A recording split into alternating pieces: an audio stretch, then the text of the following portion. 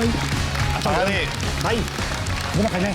Pagadi zerbeza bat zordiak, Zati. Ze hauen gatik balitz, gaur ez zuan tokirik izango. Izketan aste dituk, berbetan, bai. Ze kontatu behar dugu? Bueno, gaur itxura eman izketan ingo dugu, eta itxura ona eman jende artean hitz egiterakoan, jende artean, ez jende aurrian, Jende aurrien ebe, baina jende artean. Holaxe, kolokialmente, esaten da bezala. Bueno, The Week aldizkariak artikulu bat argitaratatu du, truko batzuk ematen dituena, eta guk gure ganatu indugu.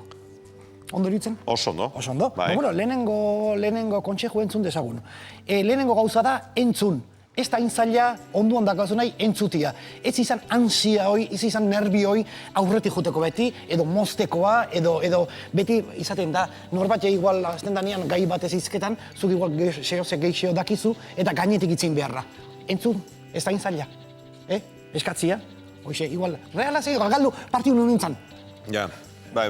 Bizkat, entzun. Entzun dakio, bukatzen nien, arnaza pixkat hartu, eta bota. Bai, iri begira esan dik, Eskerrik asko. Iri begira esan dik, Eskerrik asko. beste esate dutela entzuteko, alegia. Ja. Hori, eta politikari ere, asko esan. Oia, bestearen saldean, nik askotan ikundori itxen, eta izugarrizko egurra ematen diate horregatik. Hoixe, beste bigarren bate badaukotala, berrik eta pixka bat ondo dago, baina gehiegi ez. Hau da, eguraldiaz bakezu, berriketa hori igual eguraldiaz, kirola, zeo, nik igogailuko berriketa da izen diet, azten zore guztietan egiten dienak, minutu bateak ondo daudela, baino ez sakontzeko.